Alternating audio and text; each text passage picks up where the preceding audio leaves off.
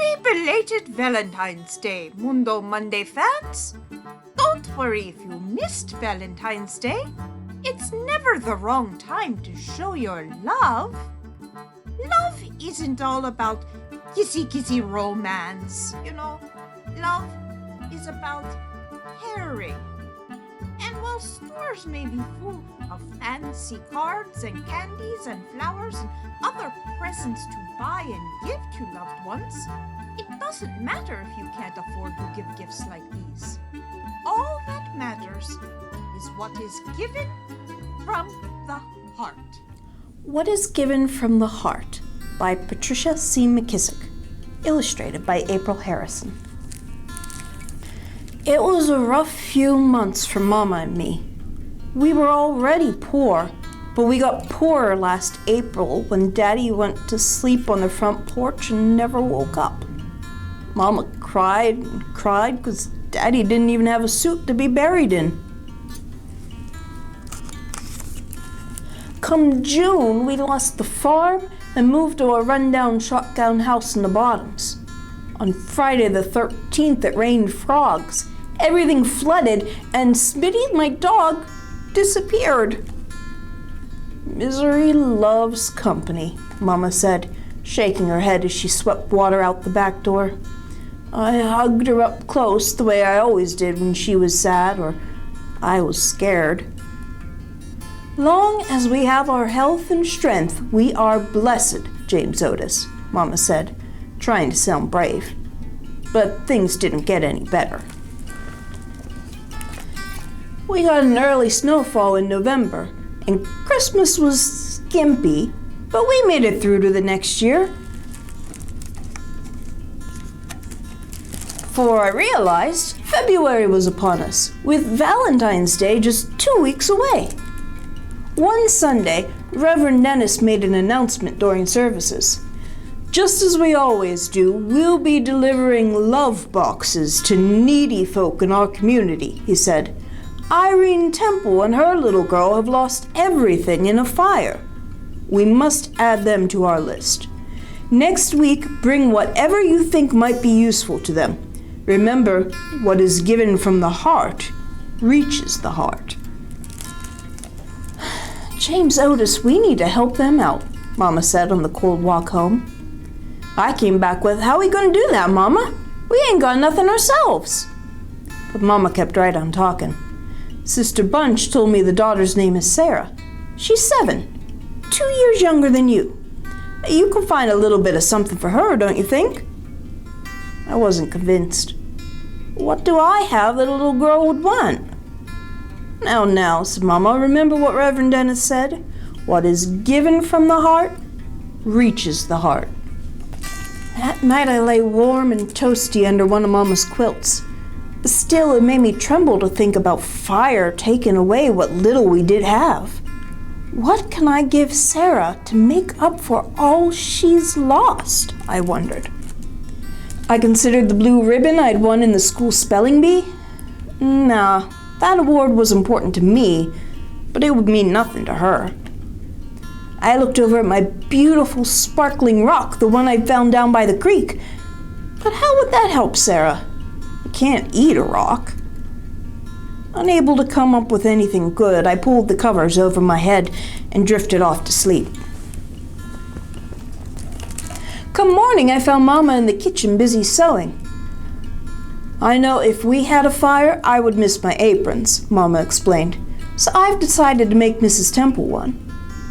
Mama, you're using your white tablecloth. That's the only nice thing you have. James Otis, I'm stitching with a loving heart. My hope is that this apron will give as much joy to Mrs. Temple as the tablecloth has given to me.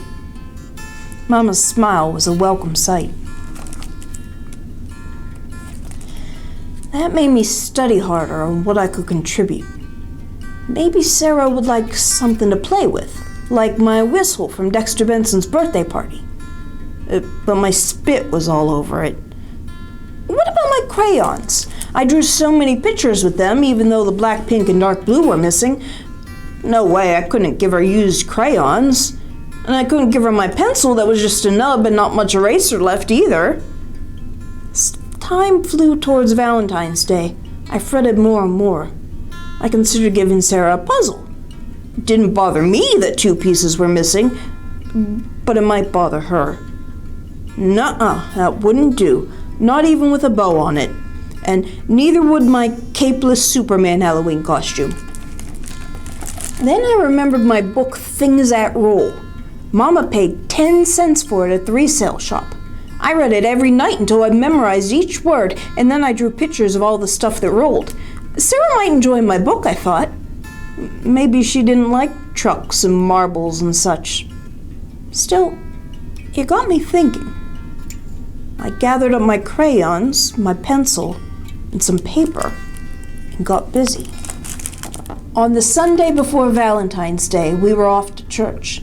Along the way, Mama told me, as usual, the trustees will deliver the love boxes to the homes of the needy, but Reverend Dennis has invited the Temples to receive theirs at Olive Chapel, so they can meet the congregation.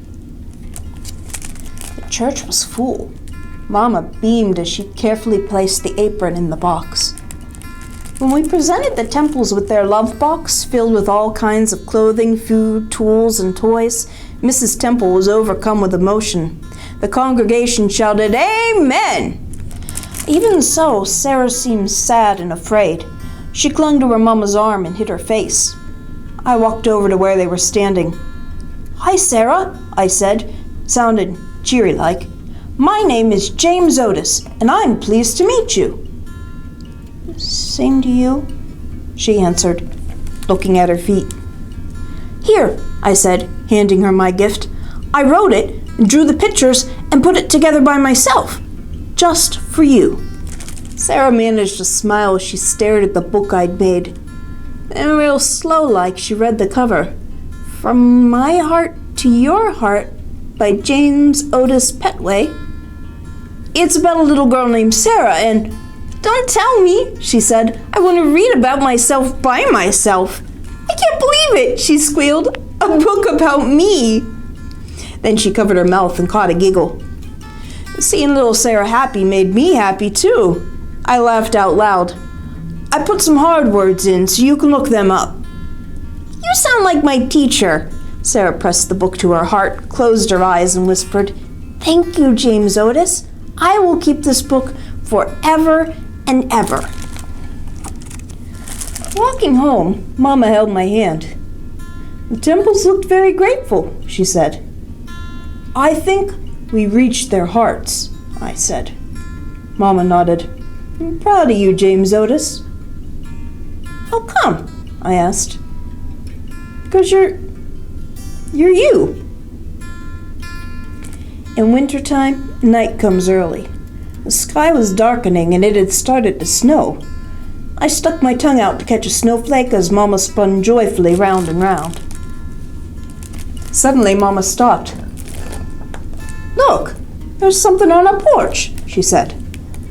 I rushed ahead, and there it was. A love box had been delivered to us.